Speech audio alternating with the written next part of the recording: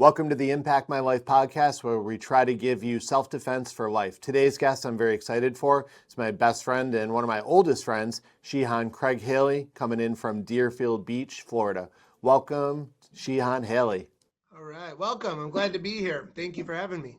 You know, it's funny, one of the podcast people was asking me how we knew each other and, how long we know. And he asked if you were the person that got me into the martial arts originally. And I said, no, it's actually funny. We were kind of rivals growing up, and we weren't necessarily like the best of friends. We kind of didn't even give each other a chance. And then we ended up at a graduation party and, discovered, oh, we're best friends all of a sudden.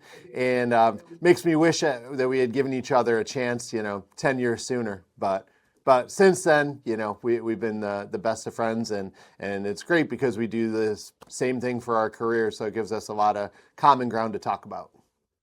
Well, first of all, I think we got to thank Brian Jones, because he was the one that would say to me, no, Jason's cool. You got to give him a chance. And Oh, did he really? Similar to you. He probably said the same thing to me about you. Yeah. And then when we did that graduation party, we hit it off. I was like, oh, this guy's cool. He's, we have so much in common, and similar interests. Yeah. You were very instrumental, because we started discussing our unhappiness in our careers, because I was at AT&T at the time and you were at Motorola, I believe. Yeah. And you and I were talking about creating a career where we could be really passionate about it and look forward to going to work every day. And so you having that conversation with me, and then we took that trip to Florida. That was that was instrumental in giving me the confidence to say, yes, I want to do this. And you remember that trip to Florida we took, right? Oh yeah.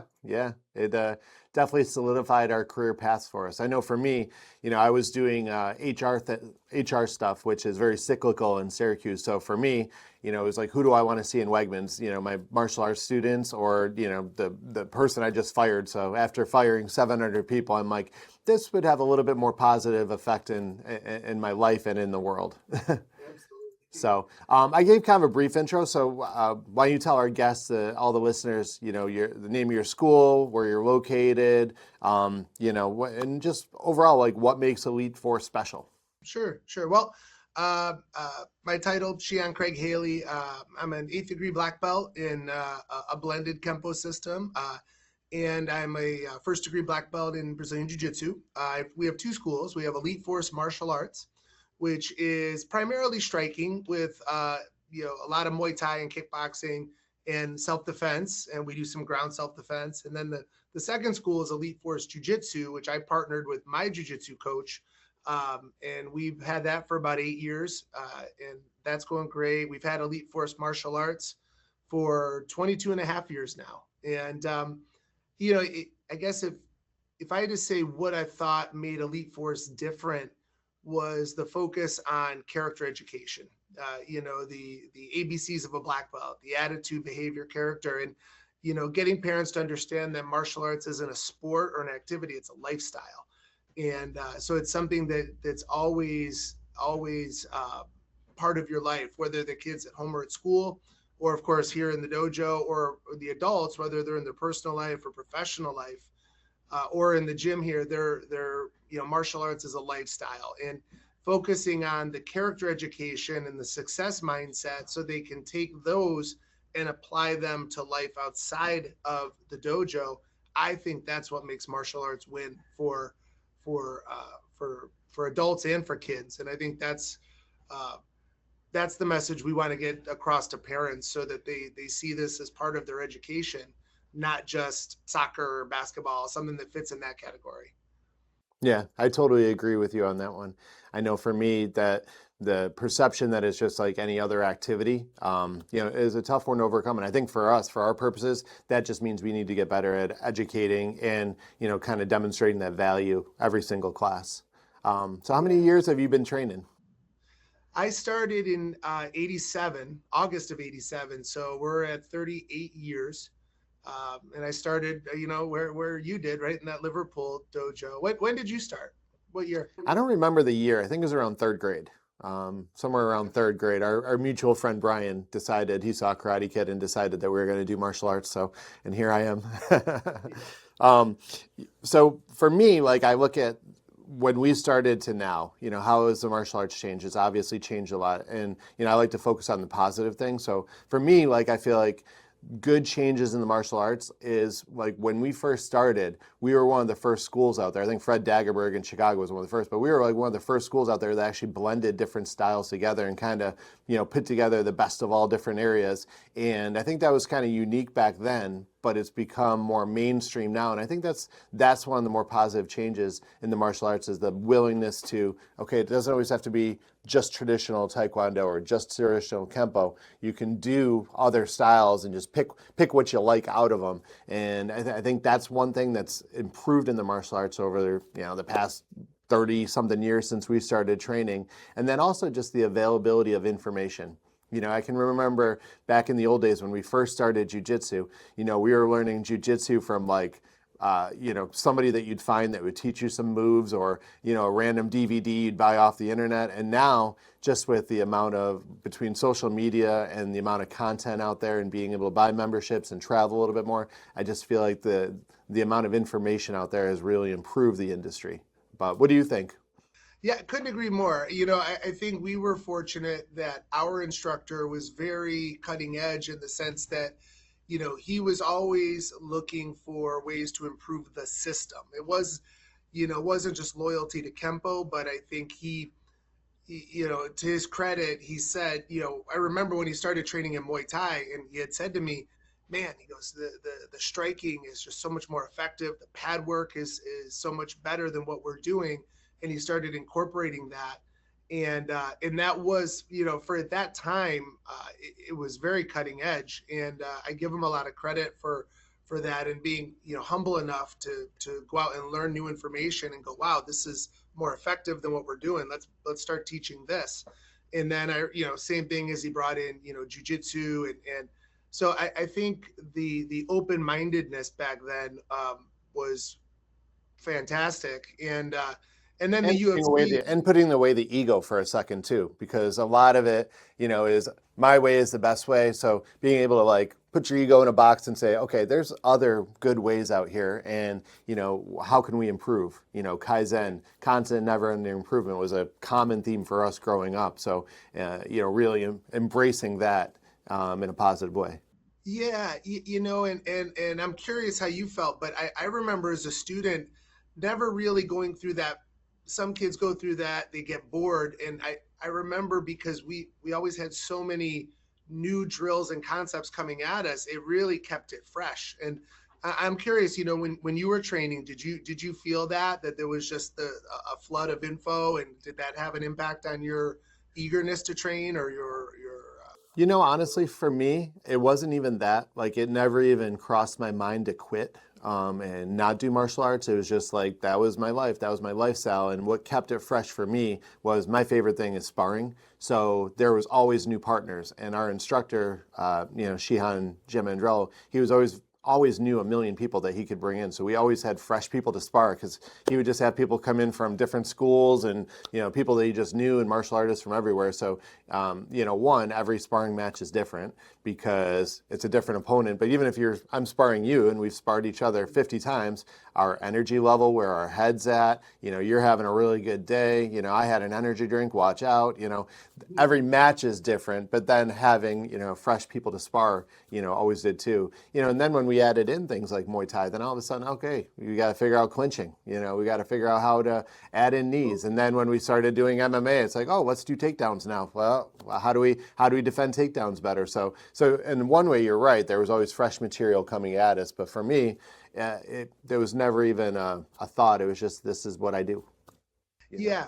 No, I agree with you. And I mean, I was in the same boat. I never thought of quitting, but I do know that, that's something that we hear from, younger students is sometimes they feel like they're doing the same thing over and over again. But for me, I'm with you. I was very, it was just what I did. It was my thing, Yeah.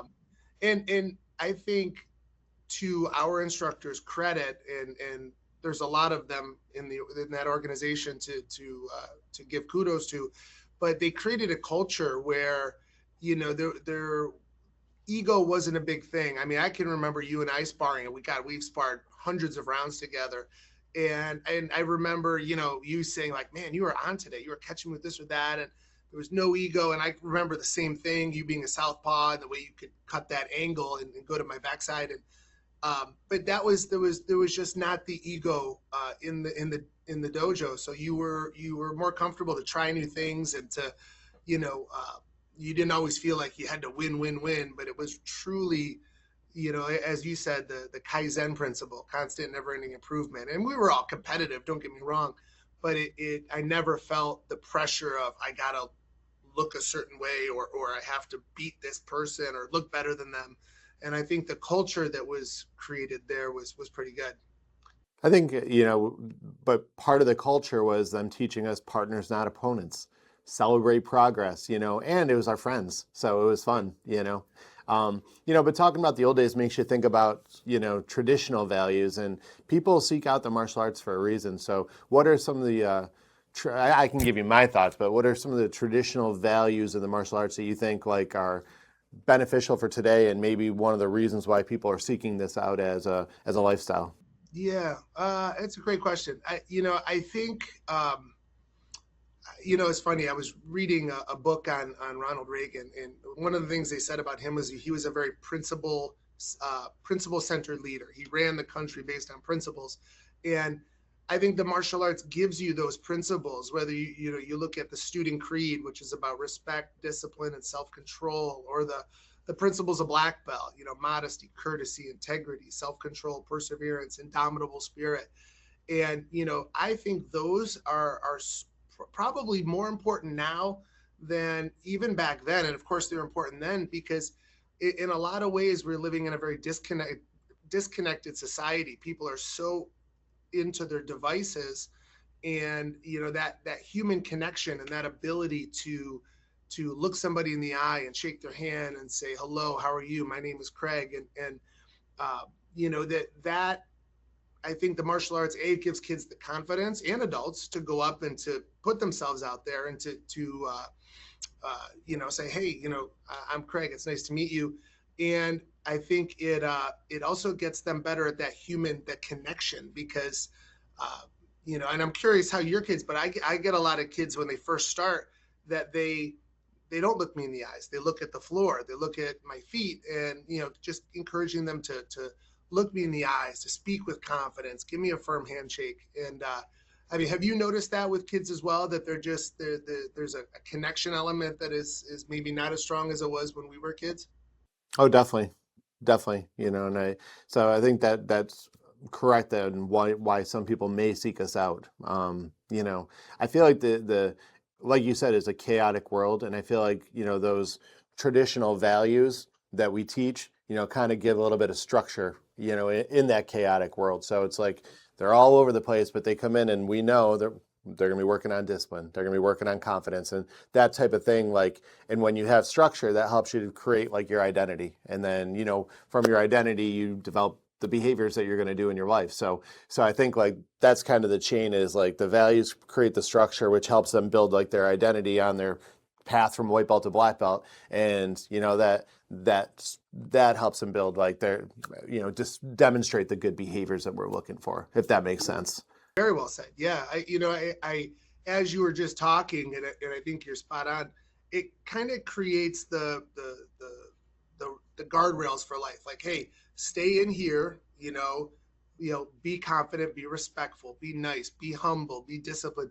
But don't drift too far out to this side or to that side. But Yeah. if you stay in the lane and you focus on these philosophies and values, you're going to do really well in life. And like you said, it's like I tell my students, and I know you teach something very similar, is black belt's not about the belt, it's about the person you become in the process. And that's what gives that goal of black belt the value and the power, because it truly transforms a person, their confidence, the way they view themselves, their self-esteem. And I think that's the magic of martial arts, is you can get the best version of people through this incredible lifestyle. And as you were talking, one thing that kind of popped into my head was, one of our favorite UFC MMA fighters is George St. Pierre.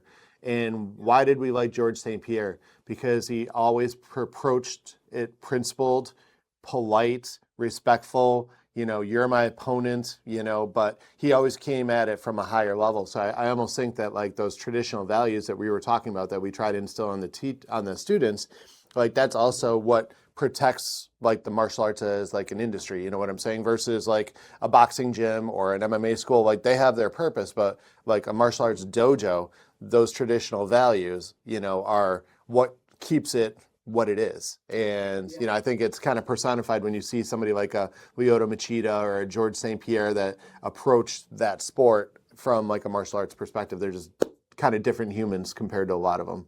100%. Yeah, George is GSP's started in Kyokushin karate, so a similar background to what we had, and that's where you learn those values. Yeah, I couldn't have said it better. And you look at like now, still an active fighter toward the end of his career, but Stephen Thompson, he has that same upbringing, and I don't think there's a more respectful and humble fighter on the roster today than Stephen Thompson, and that comes right from those values, and that makes me want to cheer for those guys. But yeah, GSP was always my favorite. He not only his ability, but his demeanor. It's like I looked up to him, and I always pointed him as an example for my students to say, that's the guy you want to be like. That's the guy who's doing it at the highest level, but living the lifestyle of a true martial artist. I remember one time when we were in Montreal, I kind of fanboyed and I made my wife go to his gym. I was at TriStar, I believe it's TriStar. TriStar, yeah. I went to TriStar and, obviously he wasn't there, but I just went in. They're like, hi. And I'm like, I just wanted to see it. And they're like, that happens a lot. And I was like, okay, good. Kind of like the Henzo Gracie School in New York City. I was walking through Manhattan one day and I saw it and I was like, oh, I'm going in. I want to see the blue basement. And gotta go see it. Yep. Went down to the blue basement and they're like, I'm like, I just want to see it. And they're like, that happens all the time. It's okay. Yep. No, it's true. It's, I remember. But it's funny when you see those famous places and then you see it in reality and you're like, it's just a normal dojo. It's not like anything spectacular, but it created something spectacular. That's the magic of martial arts. Were you in Orlando the year that we got to meet Chuck Norris? I want to say it was like, yes. Yeah, that was awesome. Late, so nice. Not long after we graduated from high school, if I'm not mistaken. Yeah, I met him there one time, and then I met him in Vegas for World Combat League. And he was at World Combat League, and people were like, he was just out there, talking to the crowd. So I got to meet him there too. Cool. Yeah, he's another one. There was never any drama with his career. No scandals, nothing crazy. He was just, lived the lifestyle of a martial artist and still does. I just saw a video of him training and he's in his mid 80s now. Yeah, he looked great. And he's in great shape. He's, he just speaks and sounds fantastic and happy and positive and active. Always. Yeah. And obviously, he carved out an incredible niche in the acting world and did fantastic and always just lived that lifestyle, treated people. He was never the actor who was too full of himself. He treated everybody great and just a great example of what martial arts can do for people. And I think he's a great ambassador for how it's a life sport. You hear about, his name's failing me now, which is awful. Founder Brazilian Jiu-Jitsu, trained at 90, who's still doing technical lifts. And Elio, yeah, sorry, long week, Elio. But he's a living, breathing American version of, the longevity that this type of sport, can allow. Like that's actually going to be a future podcast topic for me is, aging athletically, because I was looking at, my roster of students and I have several of them that are in their 60s, training hard, maybe even 70s. I don't ask them their age, but, they're in there training hard and not just staying active, but also being able to adjust your expectations to where, okay, I just want to do this. I want to be active. I want to be safe, and I want the community. I want the fun and the fitness and to learn something, but not expecting that, I'm going to come in and be a world champion. They're still competitive. They still work hard, but they're smart about it. And so I think that Chuck is a great example of that, of how martial arts is something that you don't have to stop. You can keep doing forever. Just do it at your pace. Yeah, I think you hit the nail on the head. I mean, that's when I look at the martial artists, like in the martial arts industry, who are running schools. There's certain people that there's a few that I really look up to. One being Hanchi Dave Kovar, the other being John Hackelman, and there's many others. But they're martial artists they're in their 60s. I mean, Kovar is shredded. I just saw a picture of him not too long ago. He's 65, I think. He's shredded, trains every day, as does John Hackelman. And they're not just teaching the martial arts, but they're actively training, getting the benefits. And I just have so much respect for that, because it's not, like Kovar says, martial arts isn't something I used to do and now I teach. It's something that I actively do. And I always liked his philosophy too of kind of playful in the martial arts. Like I was watching a clip of him just doing some Kali with another lady, and they were just kind of like messing around and doing drills, and it just, not everything has to be, 110%. It was just, let's just play around, have fun, like work some stuff. And, that's what I liked, is that it doesn't always have to be crazy intensity. It's just consistency. You'll have your heavy days, your light days, your fun days, your playful days. And, but the key is, like you were saying, is just the consistency. Yeah, I think so. I think the win is being on the mats, and that's the win, because then you're training and you're growing. And I have a friend down here, Dr. Paul Goodkin. He's 58. So he's 10 years older than me. He's shredded. He's a jiu-jitsu black belt also. And I train with him in class, but on Wednesdays, him and I get together Wednesdays, every Wednesday at noon, and we train for an hour. And, what better workout? And I'm hanging out with somebody who I respect, I trust. I know he's not going to hurt me. He knows I'm not going to hurt him. There's just a great camaraderie there. And through that, we've become really good friends. We're both baseball fans. Yeah. And accountability. Just so you've said, it's Wednesday at noon. Like that'll hold you have an accountability partner built in right there, because he's going to be there Wednesday at noon because you've done it so much. Where are you, Shihan? Absolutely.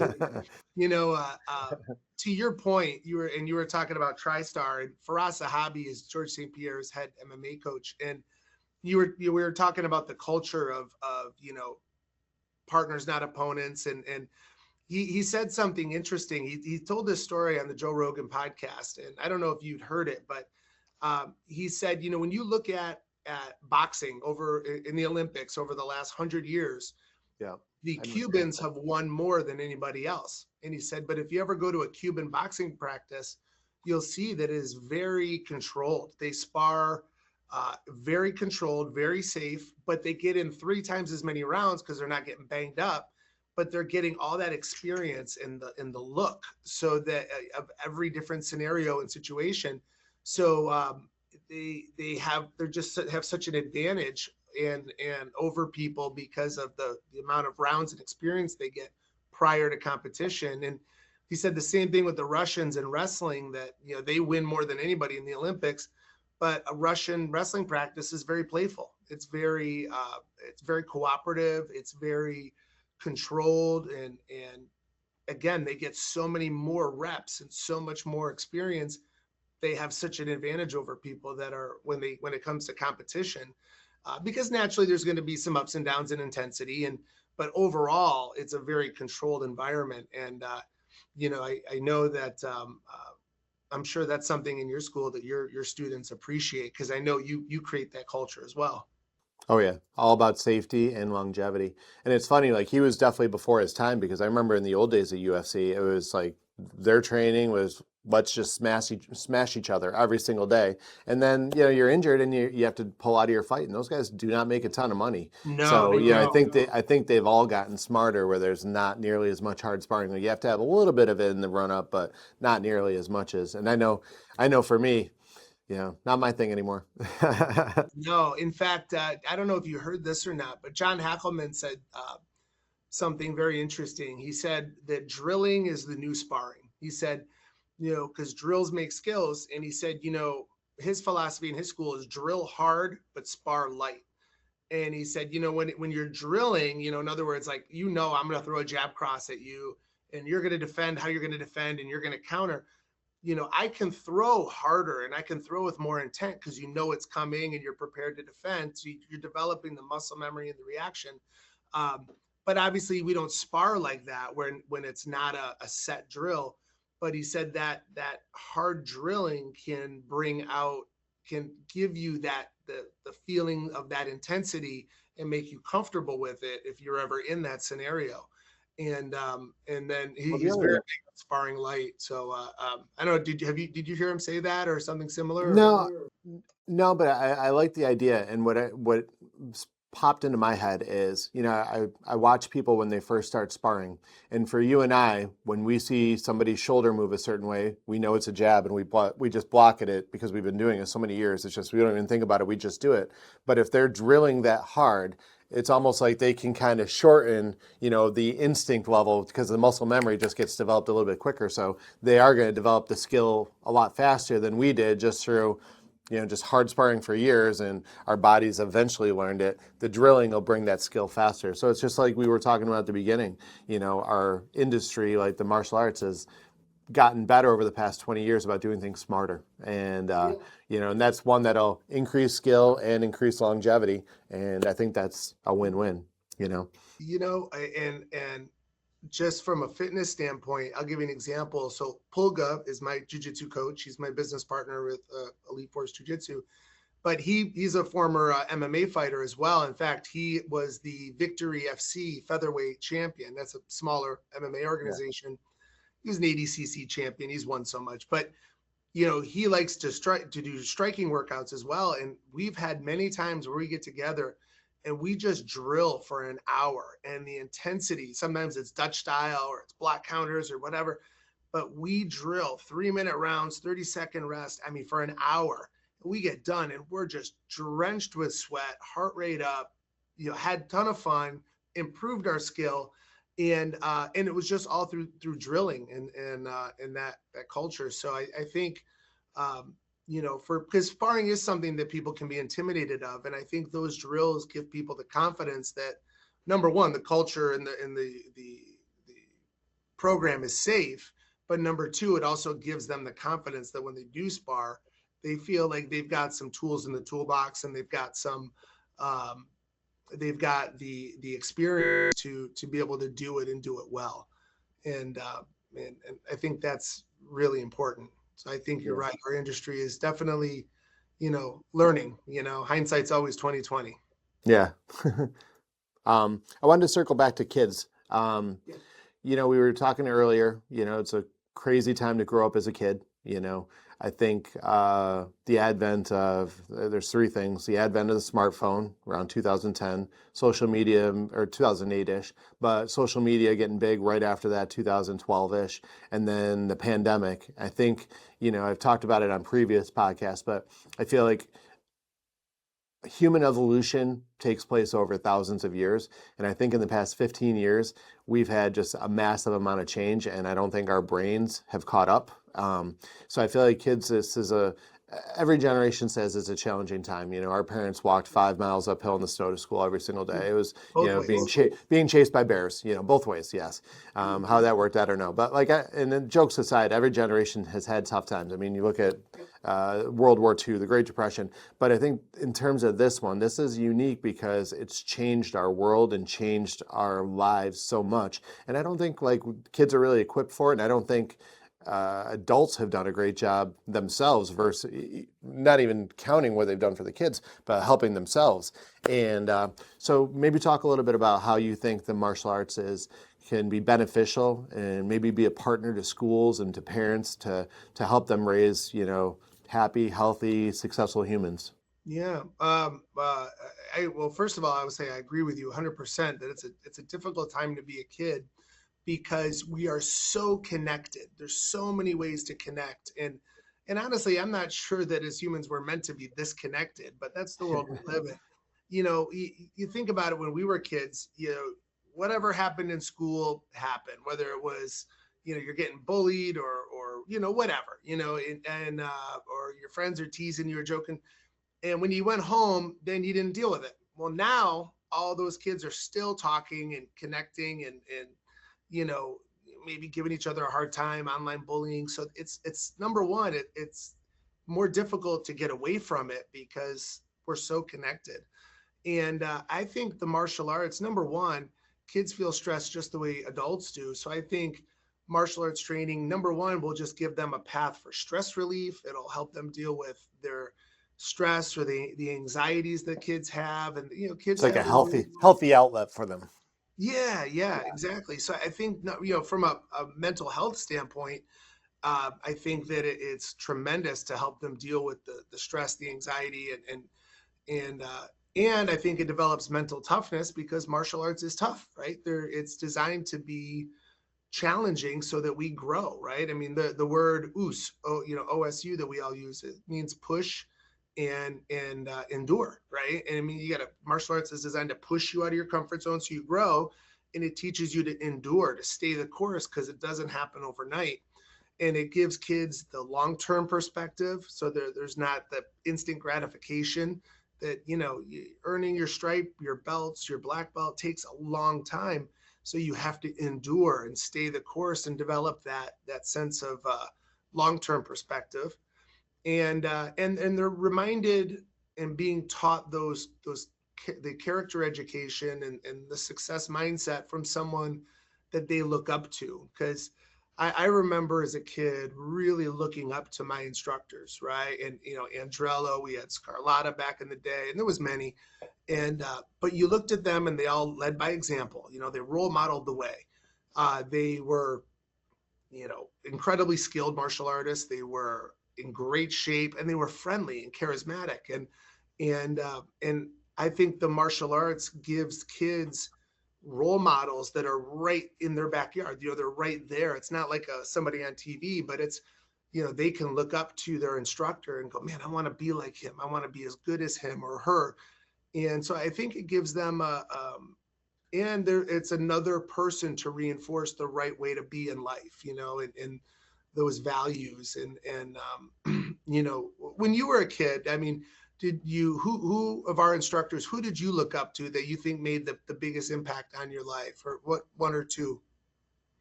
As a kid growing up, definitely Shihan Jim Andrello. He was like my big brother. I remember in 8th grade, I went and I was like, I'm going to get an earring. He goes, oh, good.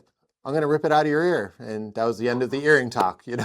But, jokes aside, he was definitely, a huge influence in my life. He was like, I didn't have a big brother. He was the big brother that I didn't have. And, he was fun, but firm. He taught me to be an instructor. He was just always there for us, even when I didn't want him to be. We'd get done working and we would spar, and then he's like, we're going running, and we'd run 10 miles because he was training for the Boilermaker, so we had to train for the Boilermaker. We'd get done at midnight, and he's like, see you tomorrow, and I'm like, great. But those hard things, forge you into, you're on running down Route 57 at 10:30 at night, on your second mile out of 10, you don't know where you're going, little things don't seem to be as tough after that. It's like Joe Rogan said, the hardest thing you've ever done is the hardest thing you've ever done. And we had plenty of those moments growing up. So it's like, little things don't bother us as much as they might somebody else. One other one that you didn't say that I think is really big is, I always tell the kids, the brain is like a muscle. So we do push-ups and it builds our muscles, or earth downs, as some of my adults say. They don't do push-ups, they do earth downs. So, when we train our brain, like a muscle, for focus, because parents say, how does it help school performance? Well, we're training their focus every single class and structuring them every single class. Just that muscle developing is going to have a direct impact on their school performance. And that's, I've said it before, like we had a period a couple of years ago, schools have kind of gotten away from valedictorians, the ones near us, but we had 3 out of the 4 years, we had a valedictorian as a black belt, in one of the local high schools. And it's just like, that's, obviously they come from awesome families, but we definitely had a part in it too, so it's like one of those things you can kind of hang your hat on where, what, it does help school performance, and then just the physical activity side of it. It's a sport, a team sport, but it's also an individual sport. So you're not relying on other people. You're not sitting on a bench, but you still get the team camaraderie aspect. I was kind of thinking about it before we got on as we were trying to figure out the technical issues. And I was thinking about it like, I remember when I went to visit a school, Master Rondi School in North Carolina, and she would bring over her Taekwondo instructors directly from Korea. And I remember talking to one of them, and he was saying that he went to college over there for Taekwondo. Like, it's a college degree over there. And, they took it as, as part of their phys ed. It was like it was a subject, and martial arts was a subject in school. And then he liked it so much, he ended up going to college for it, which just blows me away. And it's like, okay, well, where are we educationally and where are they? So, maybe Japan doing martial arts in school and having their students prepare the lunch and clean up after the lunch. Maybe there's a something to that. Imagine structure and discipline, right? Yeah, imagine that. And I'll say this. I agree with you that, and it's funny. I always felt when I looked at, and we've been friends, since they fought with Spears, and and I always felt like we were on this big team. There was definitely, you're right, that sense of a team, between Andrello and you and me and Brian Jones and, everybody that we hung out with. And, there was definitely that team feeling, just like you would if you were on a baseball team or a football team or soccer or whatever. But you're right, at the end of the day, if I wanted to earn my next degree, I had to put the work in. I couldn't rely on Andrello. And I know Andrello, to this day, he still has a very profound impact on me because, you remember, back in the day, I was a little bit heftier and just thought it was my genetics because, my family had always struggled with obesity and my dad, my two sisters, my mom. And Andrello was the one that said, no, it's just about habits. And we watched him take his fitness to this insane level. And, his example inspired me, and that's what really motivated me to take my fitness and nutrition seriously.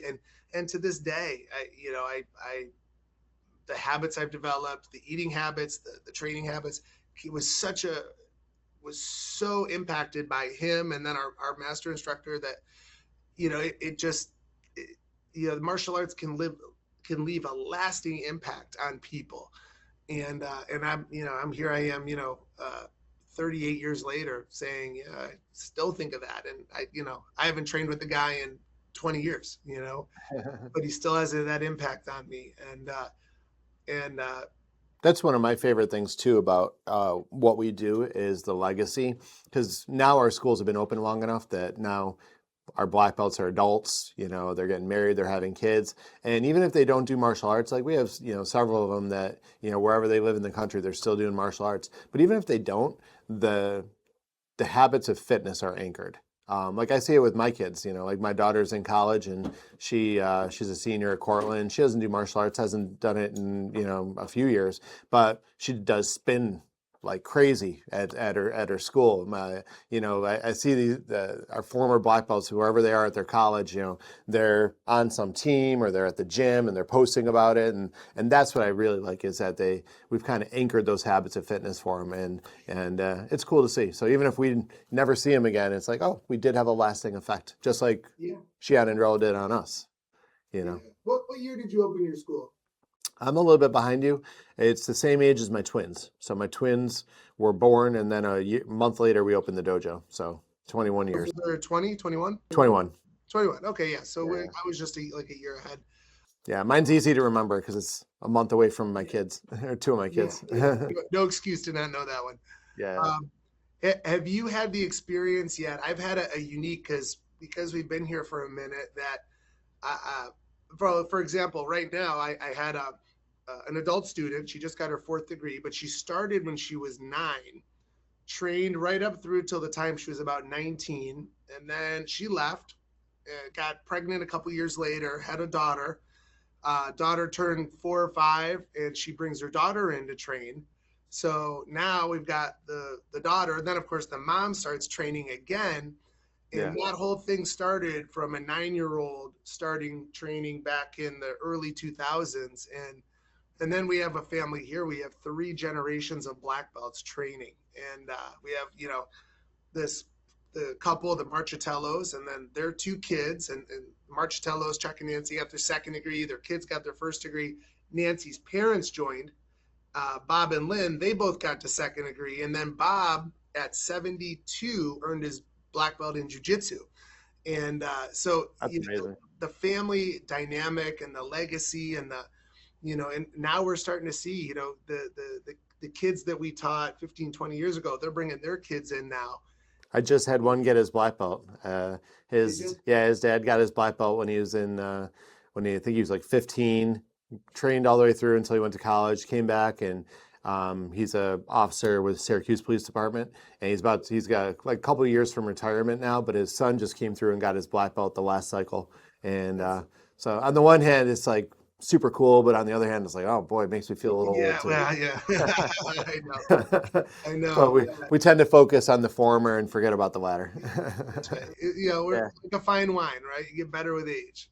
Yeah. Well, let's circle back to adults. We were just talking about, you were talking about adults coming through. I know for me, our adult team is growing, growing, growing, and which I love. And it's funny, now that it's like after the pandemic when we reopened and we weren't allowed to be with students for so long. We were teaching, on Zoom and then teaching in a park.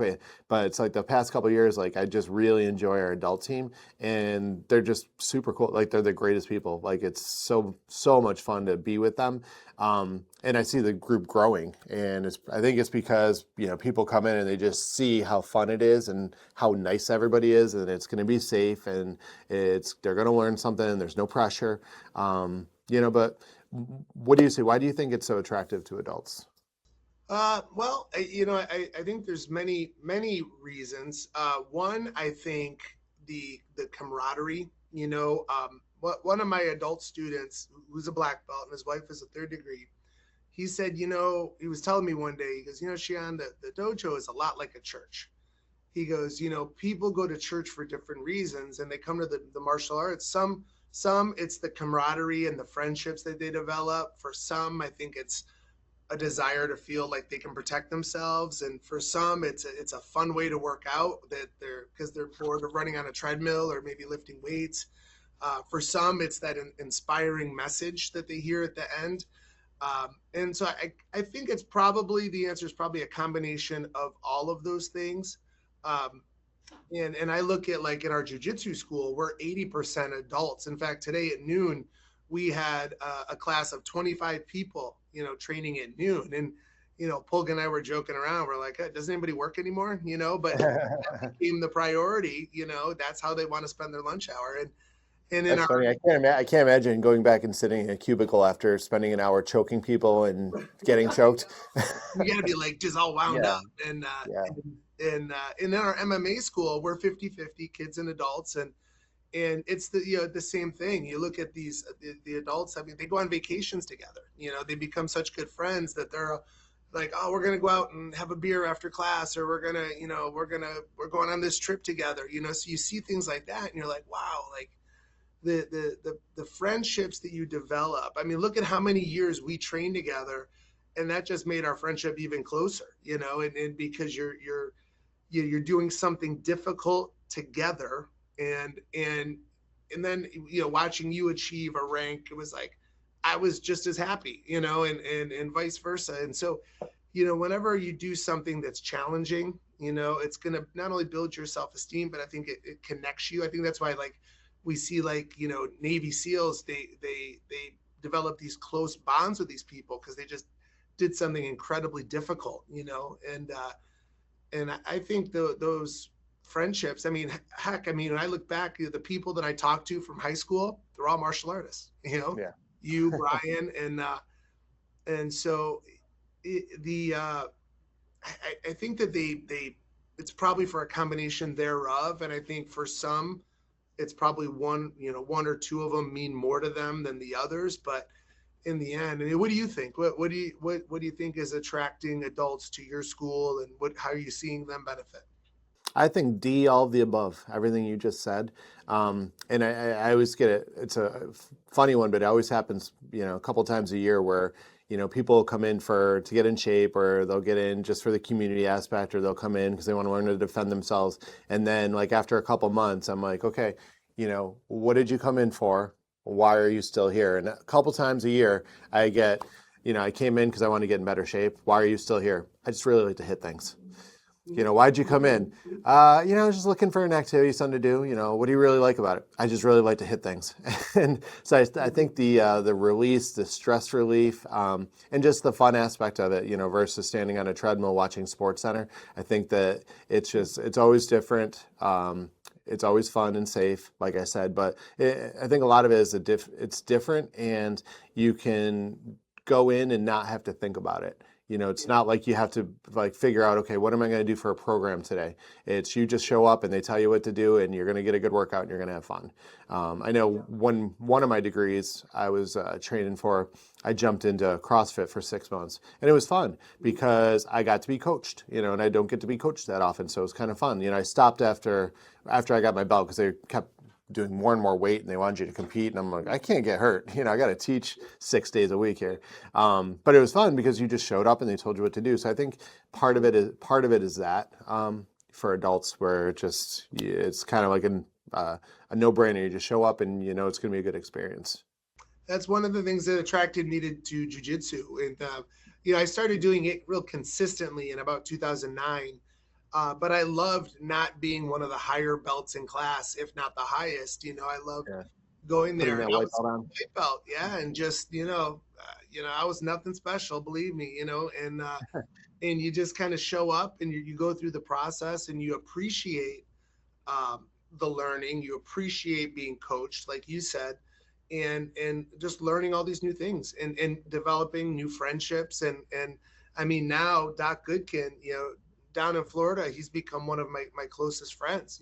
We and it all came from that connection on the mats. And funny enough, Doc Goodkin, I don't know if you know this, but he trained in the Fort Lauderdale school from like 2005 to 2007. I think he got up to like blue belt, and then it stopped, and then he got into jiu-jitsu. But so I remember people that worked in the Fort Lauderdale school, talking about this guy's a machine. He's, in the gym lifting and doing sprints, and then he's in. Oh, yeah, because the gym was right next door to that one. Right, yeah. And I'd see him everywhere. So when he showed up here, he was a brown belt, and I said, I don't know you, but I know of you. And we were talking, and he's like, yeah, the lighthouse be out, and then and that just started it. But it's kind of a big deal. That guy, everybody knows him.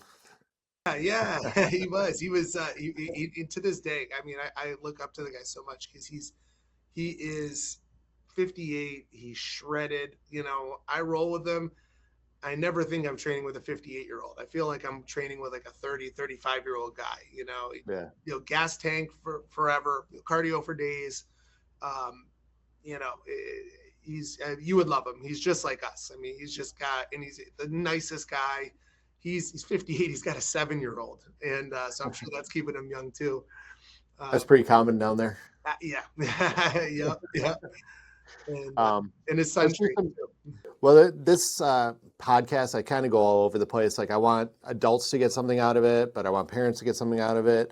So parents, I want them to get something out of it. I should explain it better. Something out of it to help them with their kids, but also something to get out of it for themselves. So let's hit like parent tips right now. So what are some things you think parents can do at home in terms of, let's say, helping kids with discipline? Sure. Well, I think one of the biggest things is, creating a structured routine, right? I think we all do better with structure and a routine. So if kind of the way you do things in the house is we do this, we do them in this order, we do them in this way, we do them to the best of our abilities. I think creating that environment, like in the dojo, it may not be exactly like the dojo, but creating a structure is going to help with discipline. And I also think, catching kids doing something right. When a kid does let's just say they clean the room on their own, right? And make a big deal of it. Geez, Johnny, your room looks great. I'm really proud of you for doing it on your own. Or if a kid, you know, uh, clean, picks up, after himself or after dinner and puts the dishes in the dishwasher, and it's like, man, you know what? I really appreciate that. So I think being a good finder, catching them doing something right, and I remember in a book I read, the greatest management principle in the world is whatever you praise, recognize, and reward, you get more of. So, it's so easy to focus on what kids do wrong. And of course, they're kids, they're going to make mistakes. But man, when we catch them doing something right, that can make a huge difference. And so, what do When you you think? talk about that, I go back. I think it was Jocko Willink. Structure creates freedom, or structure Yeah, allows freedom, something along those. discipline equals Yeah, freedom. yeah. Discipline equals freedom. And I go back and I tell this story as a mat chat. I remember my twins were going through middle school, and at the beginning of the year, uh, Nick had a teacher that was very tough, very disciplined, and he didn't like her because she ran it right by the book and didn't really like her very much. Bella had the super nice teacher, handed out candy, had guinea pigs in the classroom, was everybody's best friend. Well, by the end, it had completely flipped. By the end of the year, Nick loved his teacher, kept in touch with her all the way through high school, adored her.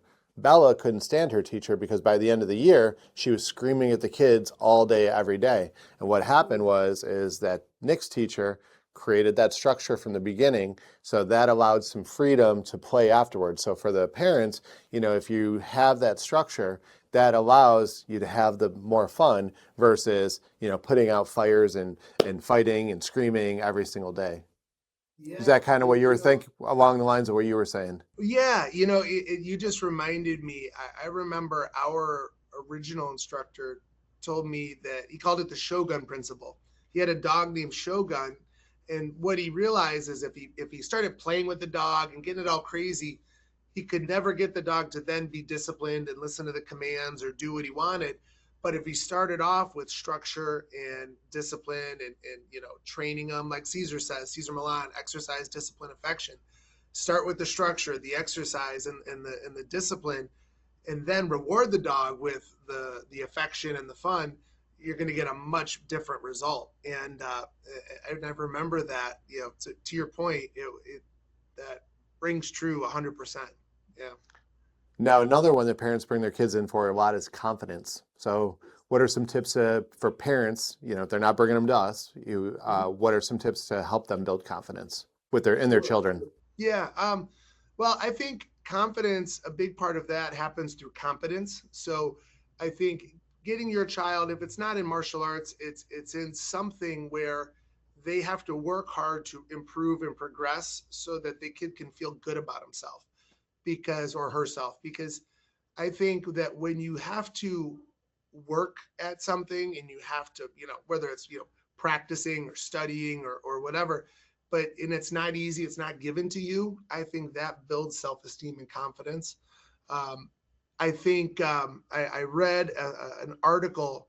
Um, I think it was a professor from Stanford University, and he talked about the right way to praise kids. And he said, a lot of parents, they'll say, "Oh, my child," you say to, I have a daughter, Alexa Ray.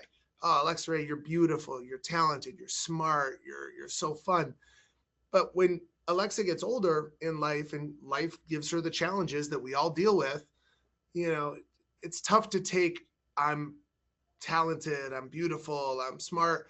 Like, it's tough. But if you praise their attributes, in other words, you might say to a child, "You know what, Jason, I loved how disciplined you've been about studying for your math test.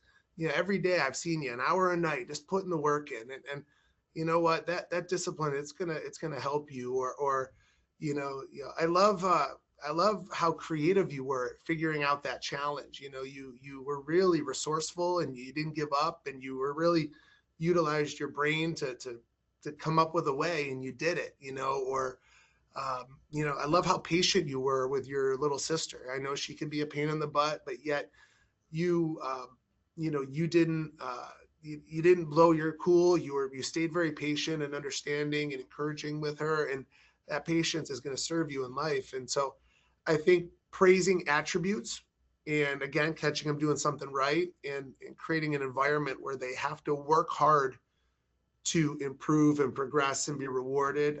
I think those are instrumental to build confidence. But what are your thoughts? Awesome. No, I'm right on board with you. Everything you just said, and maybe the only thing I would add is, celebrate victories. Yeah. Make sure you're celebrating victories. Make it a big deal. Yeah. Yeah, And, yeah, yeah. And that's I know the that. fun of it, right? Is being Yeah, rewarded. yeah, yeah. And I know for like when we have kids struggling with their run, I'm like, guys, celebrate progress. If you cut 5 seconds, it's too easy to beat yourself up because you didn't cut a minute or 2 minutes. If you beat yourself by 5 seconds, awesome. And say it was a really tough class and you cut 15 seconds. That's amazing. Like celebrate that. Like be excited about that. So that, but everything else you said, definitely for sure.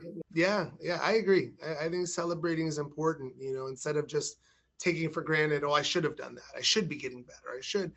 And then, I mean, even like I can remember, us working out on, remember we used to get together on Saturday mornings and we would work out and we'd run. And then, we were like, all right, it's time to have fun and reward ourselves. So we'd go out to lunch or like, remember the Chinese buffet or go out at night and hang out, So there was always something to look forward to that was like hey, we put the work in, now we're going to enjoy ourselves. And so even something as simple as that is it just makes the I remember process. that was my motivator when I was a little kid, when I was going through black belt training, was they're like, why'd you run so fast? I'm like, because the faster I run, the faster I'm done, and I get to go to Wendy's with my friends. And it wasn't necessarily Wendy's. It was just like, five of us would just go and just hang out and eat Wendy's, and it was super fun. It was it was a motivator.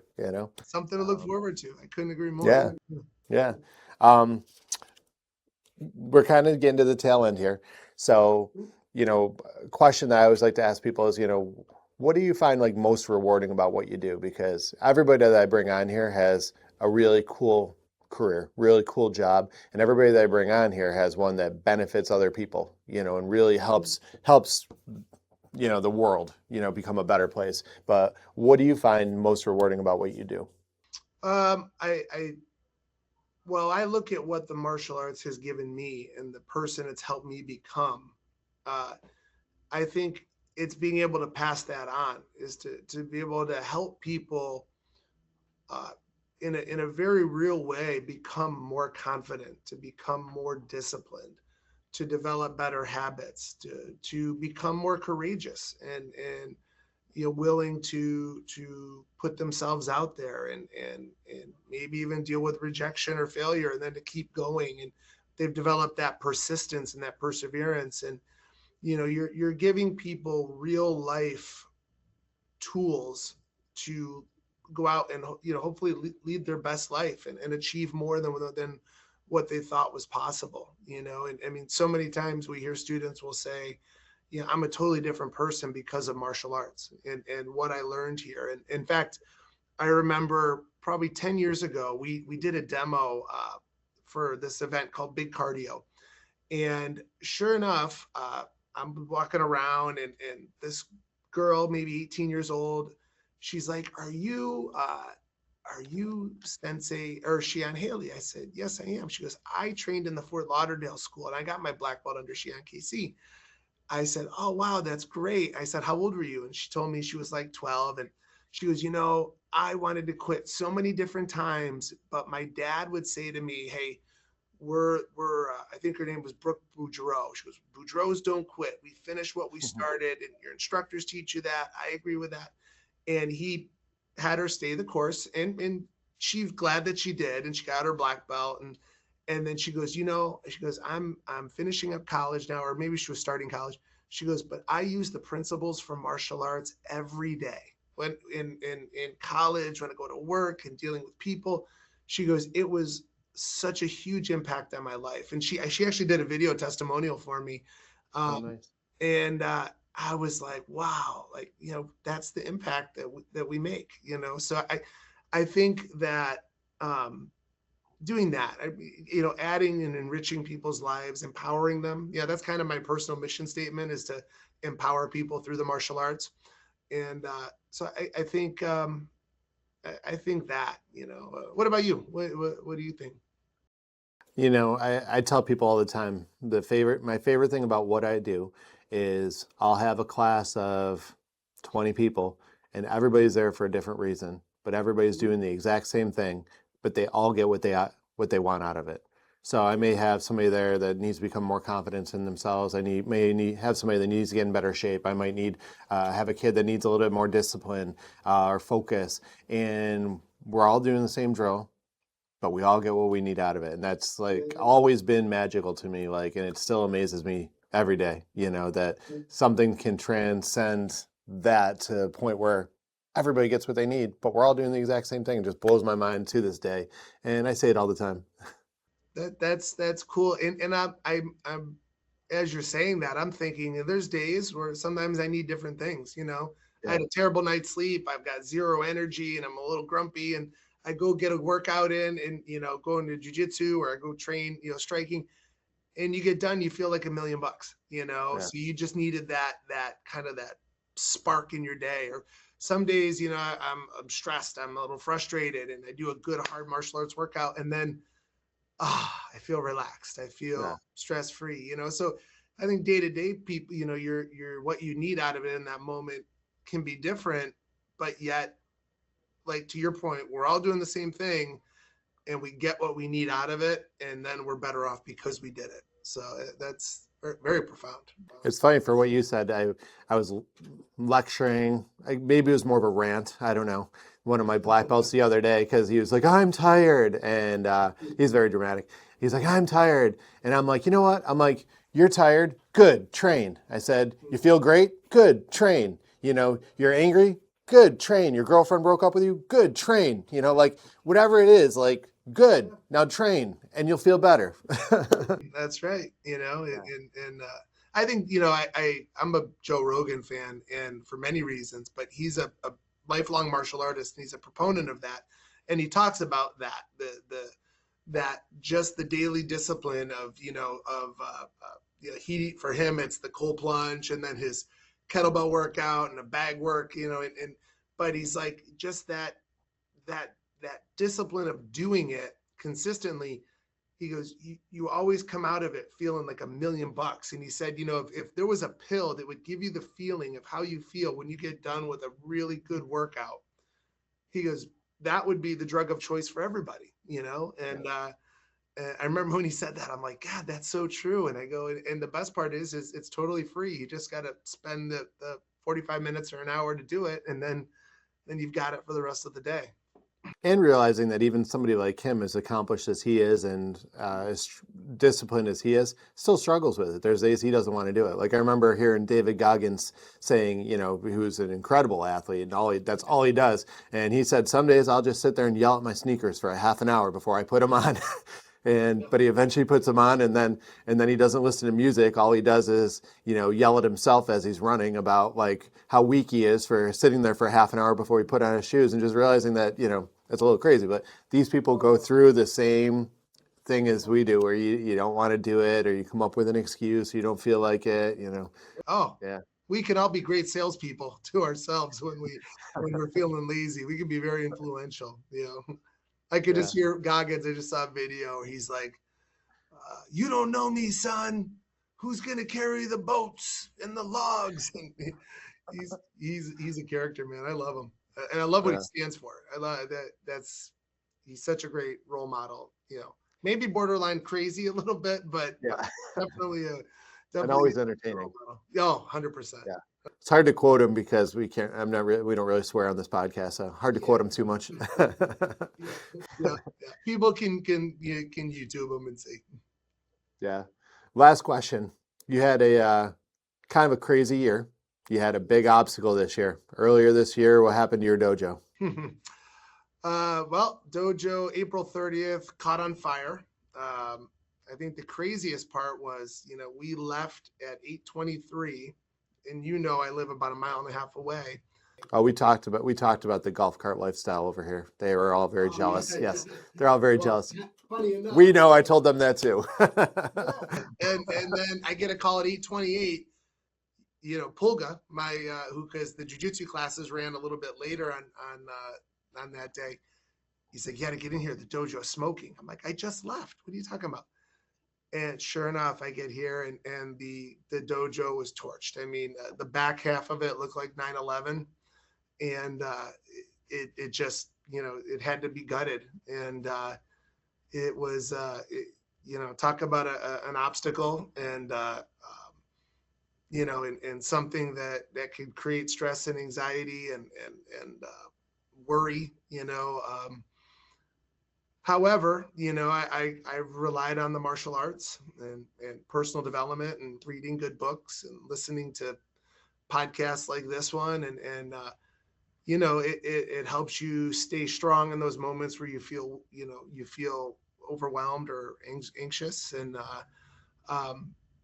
fortunately, I have a great relationship with the city, and they put us in a community center a half a mile away. I got the city was nice enough. They gave me the key to the city about 5 years ago. They call it the Keeper Award. And so they've been great. They pushed our permits through faster, and we're hoping to be open in 2 to 3 weeks. In fact, I'm at the jiu-jitsu gym right now, and right next door, I hear the people putting in the drop ceiling, and the painters away. They're chipping away, getting it done. So, So like we said earlier, champions overcome obstacles, and the hardest thing you've ever done is the hardest thing you've ever done. So when you get done with this, you're gonna be like, yeah, not much is going to phase you after this year, right? no, you're absolutely right. Funny, I just watched a video today. Mike Tyson said the same thing. And he's like, things will happen in life. They're going to challenge you. You're not sure if you can make it through, but you will, and it'll make you a different person. It'll make you better and stronger. And I've had, so many great friends, you being one of them, and a mentor of mine, Neil Stiles, and my buddy Chris Coker, who owns Phoenix Fight Gear. So many people that have just been there to listen, to encourage me, to pat me on the back, to kick me in the butt sometimes when I need it, and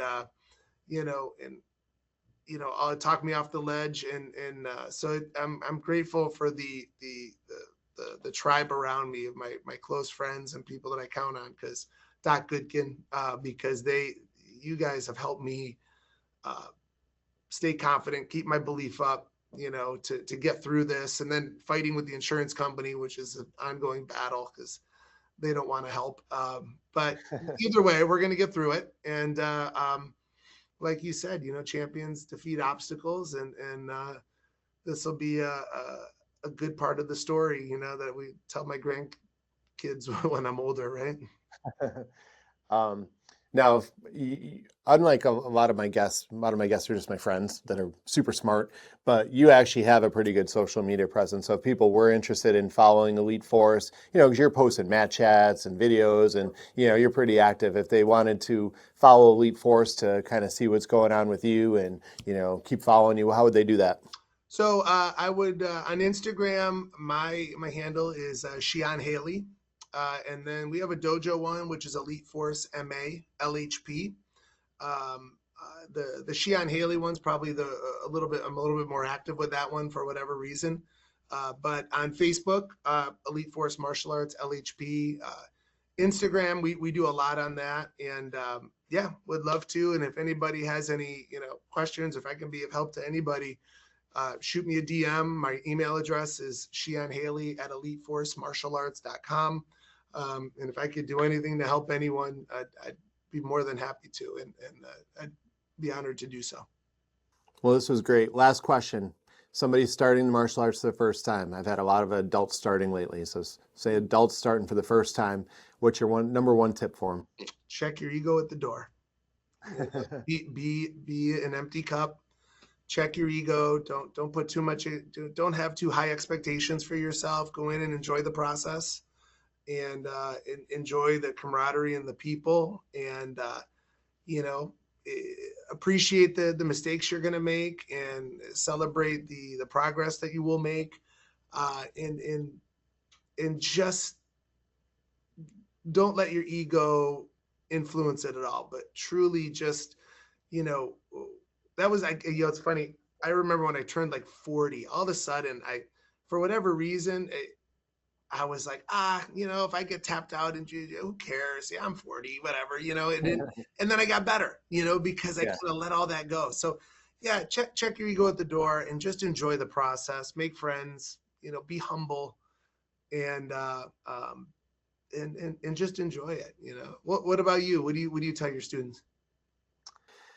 Uh, Big thing with adults is just be consistent. Be consistent and, realize that the first couple classes you're probably going to be pretty sore, but as your body gets used to the workout, you're shocking the system. As you get used to the workout, it'll feel better. A lot of it'll be foreign. It's a different environment. And so whatever questions you have, just ask. Higher level students don't care. They love new people. They love adding people to the team. They're there to help. They were there too. So like you said, ego wise, don't worry about anything like that. Just come in, have fun, and just try to make progress and celebrate it. Yep. Yeah. Yeah. And know that this is something you're going to be able to do in your 90s, if you approach it the right way. And I mean, that's kind of been my joke, my goal. When I turn 90 and 100, I want to choke somebody out and kick someone in the head. They might have to kneel down though. That's all right. I'll kick him in the knee first and then kick him in the head, or I'll kick a short person. But I don't get not a kid though. Yeah, not a kid, not a kid. So, well, this was great. I appreciate you taking the time. Love your brother. And thank you for having me. This was a lot of fun. I'm glad we got to, it's another way for us to catch up. Yeah, definitely. And thanks everybody for watching, and we'll see you next episode. Bye-bye.